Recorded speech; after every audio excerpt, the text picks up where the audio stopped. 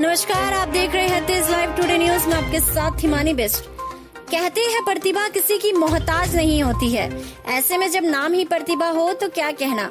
जी हम बात कर रहे हैं प्रतिभा की, जिसने सिविल सर्विस में देश में तीसरा स्थान व बालिका वर्ग में देश में पहला स्थान प्राप्त करके सुल्तानपुर जनपद का नाम रोशन कर दिया है।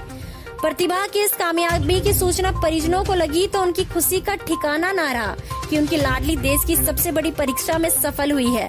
सुल्तानपुर जनपद के एक छोटे से मोहल्ले बागराजपुर के एक मध्य वर्गीय परिवार की लाडली प्रतिभा वर्मा ने आज घोषित सिविल सर्विस के परिणाम में तीसरा स्थान पाया। जैसे ही इसकी सूचना परिजनों को लगी तो मानो उनके सारे सपने पूरे हो गए। प्रतिभा के इस कामयाबी की सूचना पर प्रतिभा की मां, जो कि प्राइमरी में टीचर है, उनकी खुशी का ठिकाना ना रहा। प्रतिभा की माताजी की माने तो प्रतिभा बचपन से ही होनहार थी और उन्हें यकीन था कि उनकी बच्ची एक दिन देश की सर्वोच्च परीक्षा में सफलता पाएगी और आज बिटिया ने वो करके दिखा दिया। प्रतिभा के पिता सुभंस वर्मा की माने तो बिटिया ने प्रारंभिक पढ़ाई सुल्तानपुर जनपद के एक प्राइवेट स्कूल से की, पर हाई स्कूल की परीक्षा प्रतिभा ने उत्तर प्रदेश की मेरिट लिस्ट में अपना नाम दर्ज करवाया। तभी से एहसास हो गया कि बेटी एक दिन बड़ी परीक्षा में कामयाबी पाएगी और आज उनकी लाडली कामयाब हो गई। हमारे संवाददाता आशीष मिश्रा की रिपोर्ट।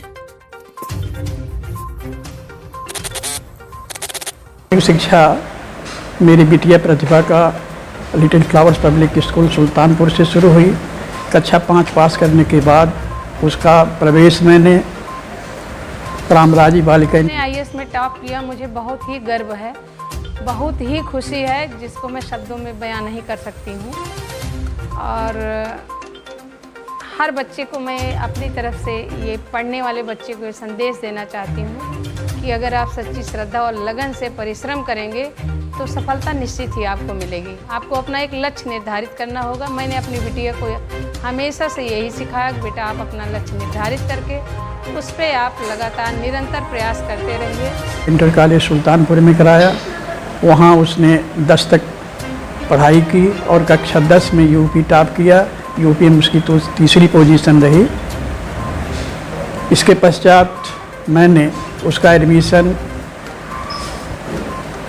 NIC सुल्तानपुर में कराया, जहाँ से उसने इंटर किया और ज़िले में प्रथम स्थान प्राप्त किया। इंटर पास करने के पश्चात ही उसका उसी वर्ष में ही IIT में सिलेक्शन हुआ और फिर इसके बाद वह IIT दिल्ली से बीटेक पास किया। बीटेक पास करने के बाद कैंपस सिलेक्शन हुआ और उसने 1 साल वोडाफोन में मैनेजर पद पर सेवा किया। लेकिन मैं उसको यह प्रेरणा दिया कि मैं जो तुमसे कहता आया हूँ कि तुमको प्राइवेट सेक्टर में सर्विस नहीं करनी है, तुमको IAS बनना है। इस मेरी बात को गंभीरता से लेते हुए उसने फिर आकर के सिविल परीक्षा की तैयारी करना शुरू किया और वह दिल्ली गई। दिल्ली में 1 वर्ष तक श्री राम कोचिंग इंस्टीट्यूट में प्रवेश किया। उसने अध्ययन किया। इसके बाद फिर वह पहली बार में ही मेन परीक्षा को उत्तीर्ण किया। मेन परीक्षा के बाद उसका इंटरव्यू हुआ और उसका सिलेक्शन 2 सर्विस में हुआ। एक तो इंडियन फॉरेस्ट सर्विस में हुआ और फिर इसमें सिविल सेवा में वह IRS पद पर सिलेक्शन लिया। दोनों सेवाओं को ज्वाइन करते हुए उसने फिर मुझसे कहा, पापा मुझको 1 साल का फिर से अवसर दीजिए और मेरी तमन्ना जो है IAS बनने की, मैं अच्छा रैंक ला करके IAS बनना चाहती हूँ। मैंने उसको कहा कि जाइए फिर से 1 साल तैयारी कीजिए और आज वह IAS बन करके मुझको अति प्रसन्न कर दिया और अपनी इच्छा की पूर्ति करते हुए मेरी इच्छा की भी पूर्ति किया। मैं अति प्रसन्न हूँ। 4 बच्चे हैं, 2 लड़के 2 लड़कियाँ। ये मेरी तीसरे नंबर की संतान है और बड़ी बेटी मेरी डॉक्टर है। सारे बच्चे सब अच्छे हैं अपनी अपनी जगह। छोटे वाले यही हैं, अभी पढ़ रहे हैं और बाकी तीनों बच्चे सब अच्छी पोस्ट पर हैं और सब बच्चों ने वैसे ही मेहनत किया। और ये बच्ची तो शिक्षिका के पद पर आपने कार्य किया जी। आपको कैसा ये लगता है कि आगे इस तरीके से लोग प्रतिभावान बच्चे पर आगे क्या? मैं एक शिक्षक होने के नाते आपको ये बताना चाहती हूँ कि मैं हर बच्चे में हर बच्चे के अंदर कुछ ना कुछ प्रतिभा खोजती हूँ और प्रतिभाएं रहती हैं, प्रतिभाएं जन्म लेती हैं। एक शिक्षक और एक माता पिता उसको निखारने का काम करते हैं। प्रतिभाएं जन्म लेती हैं, वो जन्मजात होती हैं, उनके अंदर केवल हमको वो विकास करना रहता है कि सही दिशा निर्देश देना पड़ता है, चाहे वो अपना बच्चा हो चाहे हमारा स्टूडेंट हो। और एक शिक्षक वही करता है, अपने स्टूडेंट के लिए भी अपने बच्चों के लिए भी।